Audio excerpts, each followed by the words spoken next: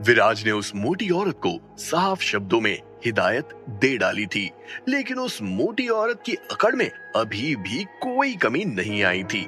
उस मोटी औरत को लग रहा था जैसे अभी भी कोई चमत्कार हो सकता है और उसकी कंपनी बच सकती है। हे, तुम याद रखना, अगर मेरी कंपनी को कुछ भी नहीं हुआ, अगर मैं बच गई, तो आज नहीं तो कल तेरी राणेजा बिल्डिंग को मैं डिस्ट्रॉय करके रहूंगी। उस मोटी औरत को पता था कि विराज उसके चंगुल में आने वाला नहीं है, इसलिए जैसे ही विराज के कदम पीछे बढ़ने लगे, वैसे ही उस मोटी औरत ने भी विराज को चेतावनी दे डाली थी। ये तो तय था कि अगर वो मोटी औरत किसी वजह से बच जाती है, तो वो विराज को छोड़ने वाली नहीं थी। मौका देखकर वो विराज पर हमला करने का सोचती और जाते जाते उसने विराज को एक हिंट दे दिया था। मेरे ऊपर भी कोई और है, उस तक तो तुम कभी नहीं पहुंच पाओगे, लेकिन वो मैनेजमेंट ब्यूरो को शायद संभाल ही लेगा। ये बोलते हुए वो मोटी औरत उस जगह से निकल गई थी और उस मोटी औरत के वहां से जाने के बाद सनी आराम से सांस ले सकता था। खैर, उस मोटी औरत की धमकी से विराज को कोई लेना देना नहीं था। उस मोटी औरत के ऊपर कौन है, इससे भी विराज को कोई मतलब नहीं था। विराज का मकसद था अपने दोस्त सनी को उसके चंगुल से निकालना, और विराज उस मकसद में 50% कामयाब हो गया था। बाकी का 50% वो कामयाब तब होगा जब सनी के ऊपर से उस मोटी औरत का सारा कर्जा उतर जाएगा, वरना समय रहते हुए वो मोटी औरत फिर से सनी को अपने चंगुल में आसानी से फंसा सकती थी। उस मोटी औरत के वहां से जाने के बाद विराज सनी को एक रेस्टोरेंट ले गया, जहां पर वो दोनों आराम से बात कर सकें। तुम्हारा टोटल कर्ज कितना है? जब ये सवाल विराज के मुंह से बाहर आया, तो सनी के चेहरे पर एम्बैरेसमेंट की झलक दिखाई देने लगी थी। यार विराज, उस सुपरमार्केट के बाद मैंने रियल एस्टेट का धंधा शुरू किया, लेकिन यार वो चला नहीं, और उस चक्कर में मेरे ऊपर 2.5 करोड़ से ज्यादा का कर्जा हो गया था। सभी लोग मेरे पीछे पड़े थे, मुझे समझ नहीं आया कि मैं क्या करूं। अभी सनी ने बोलकर खत्म भी नहीं किया था कि विराज ने उसे बीच में ही टोक दिया और सीधा मुद्दे पर आते हुए बोला, वो सब छोड़ो, मुझे सिर्फ इतना बताओ कि उस औरत ने तुम्हें कितना पैसा दिया? एक बार में 1.5 करोड़ और बाकी का? ये सब बोलते हुए सनी को शर्म आ रही थी। अगर सनी के हालात वैसे नहीं होते, तो शायद वो उस औरत से कभी भी मदद नहीं मांगता। उस औरत ने सनी को पैसों के बदले बिस्तर में सोने के लिए कहा था। शुरू में सनी को वो सब बिल्कुल भी अजीब नहीं लगा, लेकिन जब वो औरत सनी को अपने पालतू कुत्ते की तरह ट्रीट करने लगी, तब सनी को वो सब अच्छा नहीं लगा। कई बार सनी ने उस औरत के चंगुल से निकलने की कोशिश की, लेकिन वो औरत हर बार अपने पैसों का हवाला देते हुए सनी को बहला लेती थी। लेकिन इस बार जब सनी की मुलाकात विराज से हुई, तो विराज ने आखिरकार अपने दोस्त को ऐसी महिला के चंगुल से बचा लिया था। ठीक है, भूल जाओ जो भी कुछ हुआ। इस कार्ड में 2.5 करोड़ रुपए हैं। अपना कर्जा चुकाओ और अपनी हेल्थ पर ध्यान दो। अब तुम्हें बिस्तर में अकेले सोने की आदत डालनी पड़ेगी। विराज ने सनी का मजाक बनाया और मुस्कुराते हुए अपने कार्ड को सनी की तरफ बढ़ाया। अपने हालात की कहानी बताते हुए सनी का चेहरा शर्म से झुका हुआ था, लेकिन जब विराज ने उसे 2.5 करोड़ चुकाने की बात कही, तो सनी को यकीन नहीं हुआ और वो पूरी तरह से शॉक्ड रह गया था। विराज ने अपने हाथ में बैंक का कार्ड पकड़ा हुआ था, जिसे देखकर सनी को यकीन नहीं हो रहा था कि ये सब उसके साथ हो रहा है। 2.5 करोड़, 2.5 करोड़, 2.5 करोड़, ये बोलते हुए सनी की जुबान लड़खड़ाने लगी थी। विराज के मुंह से निकले शब्दों को सुनकर सनी को यकीन नहीं हो रहा था। विराज ने उसे बैठे बैठे 2.5 करोड़ रुपए देने की बात कही। सनी को ऐसा लगा जैसे पता नहीं विराज के लिए 2.5 करोड़ अब 2,500 रुपए के बराबर हो। सनी को विराज की पावर का अंदाजा नहीं हो रहा था। वो पूरी तरह से शॉक्ड था। उसके चेहरे पर शिकन भी साफ साफ देखी जा सकती थी। शायद जिसे देखने के बाद तुरंत ही विराज ने अपना मुंह खोलते हुए कहा, ये 2.5 करोड़ रुपए मैं तुम्हें फ्री में नहीं दे रहा हूँ। तुम मेरे ऑफिस में एक एम्प्लॉय की तरह काम कर सकते हो। इन पैसों को अपनी एडवांस सैलरी समझो। जब सनी विराज के साथ मिडिल स्कूल में था, तभी से उसका दिमाग बिजनेस में बहुत चलता था। वो स्कूल में भी तरह तरह की नई नई चॉकलेट्स लाता था और शुरू में सभी को फ्री में देता था।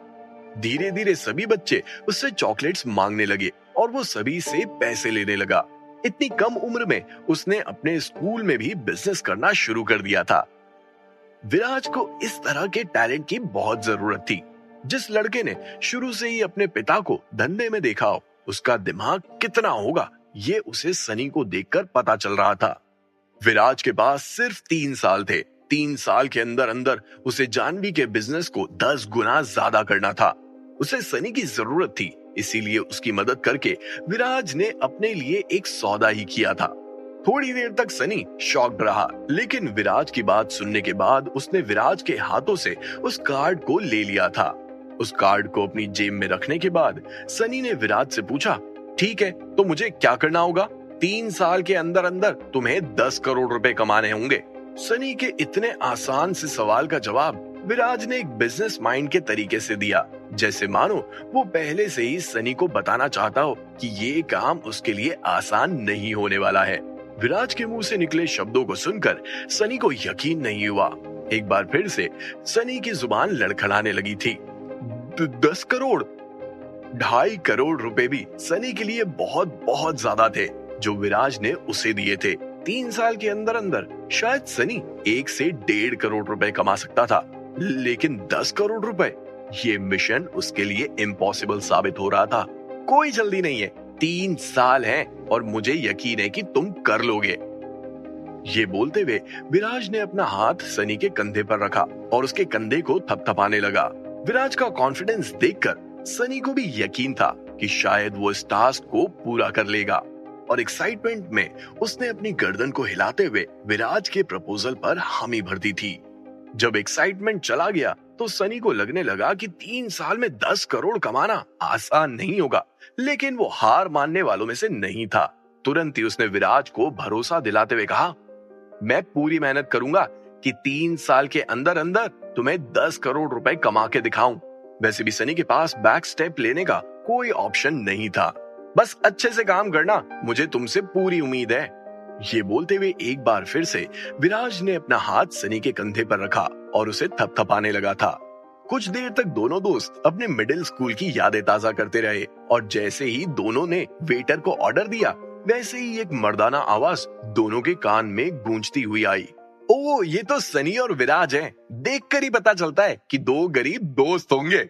ए पवन, हवा के झोंके, तू यहाँ क्या कर रहा है? जब पवन ने विराज और सनी के मजे लेना चाहे तो सनी ने भी पवन पर तंज मारते हुए मजे लेने का सोच लिया था।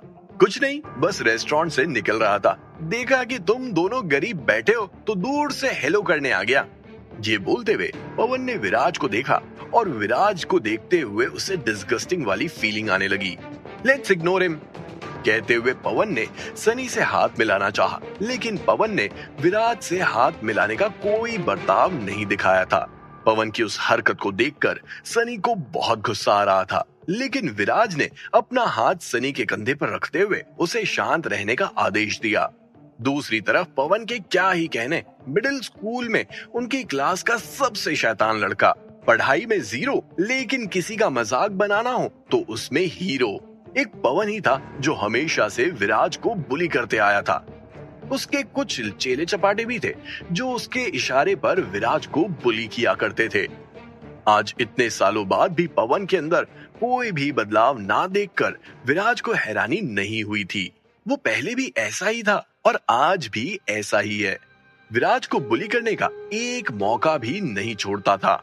लेकिन जब उसने सनी को विराज के साथ देखा तो इस बार वो सनी पर भी निशाना साधने के लिए तैयार हो गया था। अच्छा वो सब छोड़, तेरी वो अमीर मोटी औरत कहाँ है जिसके साथ तू हमेशा घूमता था? क्या हो गया प्यारे लाल, मोटी औरत रूठ के चली गई क्या? उस बुढ़िया को वैलेंटाइन पर कुछ अच्छा दे देना, 1-2 लाख रुपए तेरे ऊपर उड़ा देगी। तू भी वैसे उसके साथ बहुत खुश है ना? ये बोलते हुए पवन ने सनी को ऊपर से नीचे तक देखा और उसके बाद में उल्टे तरीके से सनी की तारीफ करते हुए बोला, तेरा फिगर कितना अच्छा है भाई, तू उस मोटी औरत को तो आराम से संभाल लेता होगा। हमारे जैसे लोग उस बुढ़िया मोटी को नहीं संभाल सकते। देख देख कहीं तुझे ढूंढ तो नहीं रही है। ये बोलते हुए पवन जोर जोर से हंसने लगा था। भले ही पवन सनी के सामने उस मोटी औरत को लेकर कई तरीके की बातें कर रहा था, लेकिन असल में देखा जाए तो पवन सनी से जेलस था। जब पवन सनी को उस मोटी औरत के साथ अय्याशी करते हुए देखता था तो पवन को लगता था कि ये सब सनी को मिल रहा है। आखिर सनी ने ऐसा क्या किया कि एक औरत उसके पीछे इतना पागल है? पीछे की काली सच्चाई से पवन बेखबर था, और अगर उसे पता भी होता तो भी क्या पता, उसके मिजाज का हमें थोड़ी पता है। पवन की बात सुनकर सनी को बहुत गुस्सा आने लगा था।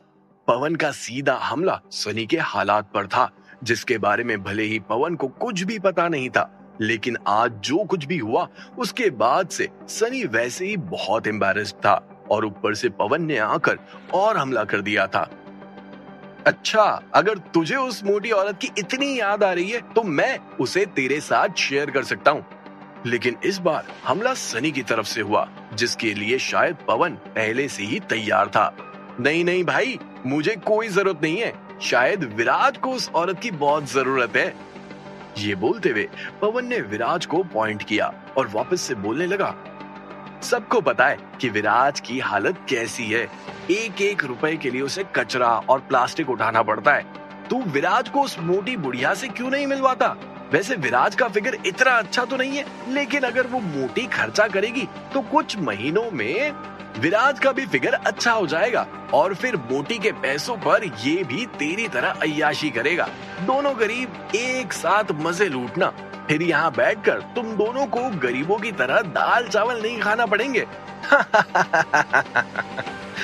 ये बोलते हुए पवन इतना जोर जोर से हंसने लगा जैसे मानो उसने कोई बहुत बड़ा ह्यूमर वाला जोक सुना दिया हो। लेकिन सनी की आंखों में गुस्सा साफ साफ नजर आने लगा था। क्या होगा आगे? क्या सनी गुस्से में आकर पवन पर हमला कर देगा, या फिर विराज इस बार भी सनी को शांत करवा देगा? क्या विराज ऐसे ही चुपचाप बुली होते हुए सहन करता रहेगा, या फिर इस बार हमला विराज की तरफ से होगा? आखिर क्या करेगा विराज? क्या 3 साल में सनी विराज को 10 करोड़ रुपए दे पाएगा? क्या विराज का ये दाव सफल होगा? जानने के लिए सुनिए कैश ऑन माई माइंड, सिर्फ और सिर्फ पॉकेट एफएम पर।